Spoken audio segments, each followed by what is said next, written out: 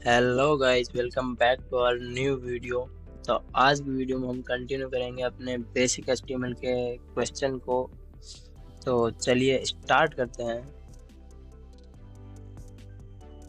तो हमारा next question है, what is the purpose of the alt attribute in image.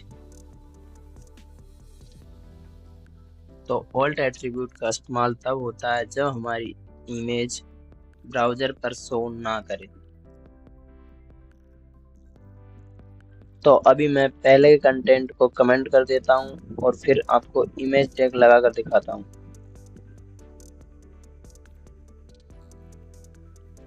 तो अभी मैं आ गया हूँ अपने क्राउन ब्राउज़र पर। तो यहाँ पे सर्च करते हैं कोडिंग इमेज और यहाँ से हम एक इमेज कोई भी उठा लेंगे। मेरे को ये वाली इमेज थोड़ी ठीक लग रही है तो मैं ये वाली इमेज उठा लेता हूँ और राइट क्लिक करके इसका इमेज का कॉपी एड्रेस करता हूँ और चलिए करते हैं इसको एसआरसी के अंदर पेस्ट। तो अभी मैंने इमेज एसआरसी के अंदर एड्रेस डाल दिया है। तो अब इसको लाइव सर्वर पर रन करा के देखते हैं दोस्तों। ऑल राइट, तो दोस्तों यहाँ पे हमारी इमेज ठीक तरह से शो कर रही है। तो अभी हम आगे बढ़ते हैं और देखते हैं ऑल्ट का यूज। तो अभी हम क्या करेंगे ना कि ऑल्ट के अंदर लिख देंगे कोडिंग इमेज और एसआरसी के अंदर से इसके थोड़े से टेक्स्ट को हटा देंगे जिससे हमें इमेज ना शो करे और ऑल्ट एट्रीब्यूट शो करे। ऑल राइट, तो दोस्तों यहाँ पे हमें इमेज ना शो करके ओनली वही कंटेंट शो कर रहा है जो हमने ऑल्ट एट्रीब्यूट के अंदर डाला था।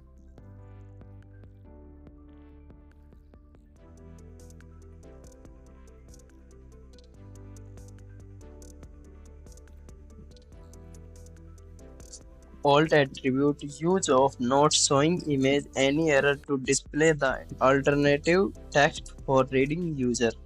कि हमें जब इमेज शो ना करे कोई भी एरर की वजह से तो हम ऑल्टरनेटिव टेक्स्ट को यूजर को पढ़ने के लिए दिखा सकें। तो हमारा नेक्स्ट क्वेश्चन है, what is the difference between block level and inline element. तो ये हमारा सेकंड वाले क्वेश्चन की तरह सेम ही है। मतलब ब्लॉक लेवल एलिमेंट हमारा विड्थ 100% लेगा, फुल विड्थ लेगा, और इनलाइन एलिमेंट है जो हाइट विड्थ दोनों ही अपने कंटेंट के हिसाब से लेगा। और जो ब्लॉक लेवल होता है वो विड्थ फुल लेकर नेक्स्ट लाइन से स्टार्ट करता है, और इनलाइन एलिमेंट होता है वो अपनी नेक्स्ट लाइन से स्टार्ट ना करके उसी लाइन में आगे कंटेंट को जगह दे देता है। इनको और डिटेल में जानने के लिए हम ब्लॉक लेवल एलिमेंट और इनलाइन एलिमेंट दोनों बना लेते हैं।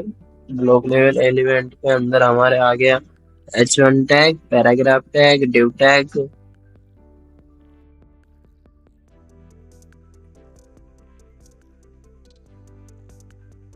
और अब हम बनाते हैं इनलाइन एलिमेंट्स जिसके अंदर हमारा स्पैन टैग हो गया, एंकर टैग हो गया और स्ट्रॉन्ग टैग हो गया।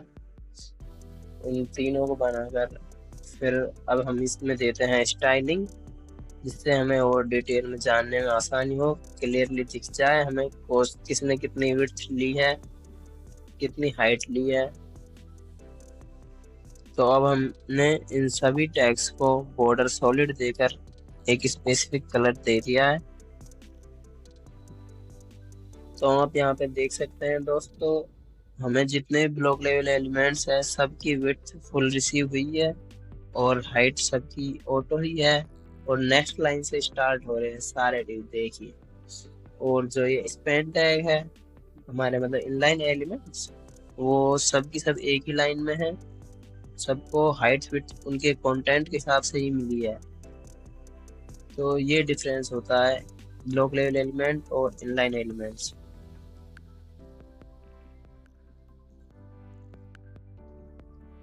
तो इस क्वेश्चन का आंसर हो गया हमारा, block level elements is an used full with width and starting next line, and inline elements is an using width only our content size and not starting next line। तो हमारा next question है, what are self closing elements in HTML, name a few. कुछ self closing elements का हमें इसमें नाम दे रहे हैं। हमारे सेल्फ क्लोजिंग एलिमेंट्स हो गए जैसे कि इमेज टैग हो गया, BR टैग हो गया, HR टैग हो गया, इनपुट टैग हो गया, मेटा टैग्स हो गए। तो चलिए इनको हम कोड में देखते हैं और समझते हैं। तो देखिए आपको यहाँ पे H1 टैग दिख रहा होगा और इमेज टैग भी दिख रहा होगा, लेकिन H1 टैग है वो ओपन हो रहा है और क्लोज भी हो रहा है। क्लोज उस स्लैश के साथ हो रहा है, लेकिन इमेज टैग ओनली ओपन हुआ है, क्लोज नहीं हुआ, क्योंकि वो सेल्फ क्लोजिंग टैग है। और इमेज के अलावा हमारा इनपुट टैग हो गया, ये भी सेल्फ क्लोजिंग टैग है क्योंकि ओपन हुआ है, क्लोजिंग टैग इसका भी नहीं है। BR टैग हो गया, HR टैग हो गया, ये सभी हमारे सेल्फ क्लोजिंग टैग्स है, इसमें कोई भी क्लोजिंग टैग्स नहीं होते। और इन टैग्स के अंदर हम कंटेंट भी नहीं लिख सकते हैं। आप देख सकते हैं यहाँ पर हम कहीं पर भी कंटेंट नहीं लिख सकते हैं। कंटेंट सिर्फ उन्हीं टैगों के अंदर लिखा जाता है जिन्हें हम क्लोज कर सकते हैं, ओपन भी कर सकते हैं और क्लोज भी। और ये हमारा हेड के अंदर मेटा टैग हो गया जो कि सेल्फ क्लोजिंग टैग है। इसके अलावा हम लिंक डॉट CSS, वो भी हमारा सेल्फ क्लोजिंग टैग है, मतलब जो हम स्टाइल इसमें लिख रहे हैं HTML डॉक्यूमेंट में, इसकी बजाय हम एक नेक्स्ट स्टाइल शीट बना करके उसको लिंक करके फिर भी लिख सकते हैं। चलिए इनको रन करके देखते हैं। यहाँ पे आपको इनपुट टैग दिख रहा होगा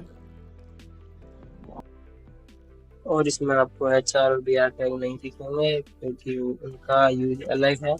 चलिए एक बार उनका यूज भी देख लेते हैं। तो HR टैग का यूज लाइंस को हॉरिजॉन्टल करने के काम में आता है और BR टैग का यूज लाइन को ब्रेक करने के काम में आता है। तो अभी मैं इन लाइन टैग्स के अंदर BR टैग लगाता हूँ जिससे ये लाइनें जो नेक्स्ट लाइन में आ जाएंगी। अभी ये तीनों एक लाइन में देखी थी आपने, अभी मैं इसको रन करके दिखाऊंगा तो ये तीनों की लाइन अलग अलग हो जाएंगी। तो अभी आप यहाँ पे देख सकते हैं हमें हमारे इनलाइन एलिमेंट्स अलग अलग लाइन में प्राप्त हुए हैं, जो कि हमारे BR टैग की वजह से हुआ है। ये लाइन को ब्रेक करके नेक्स्ट लाइन से स्टार्ट कर देता है। तो इसका आंसर हम लिख सकते हैं, no closing tags and cannot contain any child element or can content and used for interesting media, line break, metadata etc. तो हमारा नेक्स्ट क्वेश्चन है, how do you create comment in HTML। HTML document के अंदर control के साथ slash दबाकर हम comment लगा सकते हैं जो कि हमारे वेब पेज पर शो नहीं करती, ओनली ये रीडेबल होती है, कोड में पढ़ने के लिए सहायता देती है। तो जस्ट लाइक अभी मैं H1 को कमेंट करता हूँ, फिर इसको रन करके देखते हैं आउटपुट इसका। तो अभी आप लोग यहाँ पर देख सकते हैं कि हमने H1 को कमेंट किया था तो H1 यहाँ पे शो नहीं कर रहा है, बाकी सारे टैग्स शो कर रहे हैं। जो जो चीज हमने कमेंट की है वो बिल्कुल भी शो नहीं कर रही है। तो चलिए इसका आंसर हम लिख लेते हैं, This is not showing on web page. It's only use of readability increase your code. ये वेब पेज पर शो ना करके अपने कोड को पढ़ने के लिए रीडेबिलिटी बढ़ाती है। तो हमारा नेक्स्ट क्वेश्चन है, what is the role of the head and body tags. तो HTML के अंदर हमारा सबसे ऊपर आता है हेड टैग।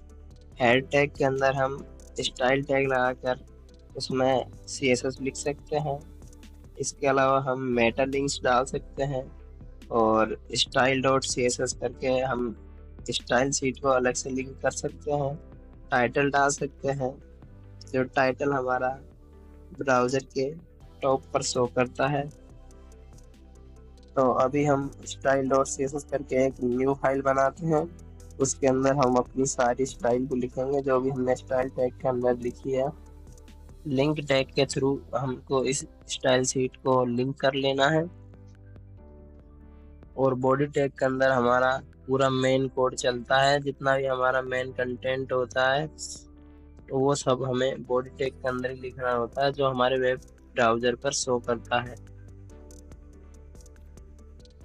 तो यहाँ पे हमारे बॉडी के अंदर जितने भी एलिमेंट्स लिखे हुए थे वो सारे ब्राउजर पर शो कर रहे हैं। और जो हेड के अंदर एलिमेंट्स लिखे हुए थे, टाइटल हुए, वो हमें टॉप पर शो कर रहा है।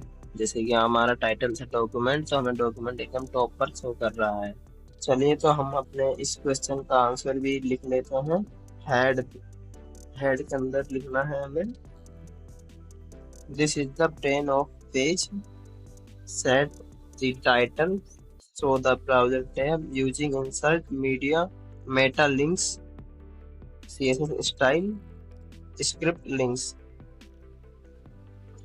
और बॉडी में लिखना है हमें, the visible part of the web page displaying the content like text, H1, image, button, divs, etc। तो इसी के साथ हमारे HTML के 10 क्वेश्चंस कंप्लीट होते हैं। आपको ये वीडियो कैसा लगा आप कमेंट करके जरूर बताएं। Thanks for watching this guys, मिलते हैं नेक्स्ट वीडियो में, कमिंग सून।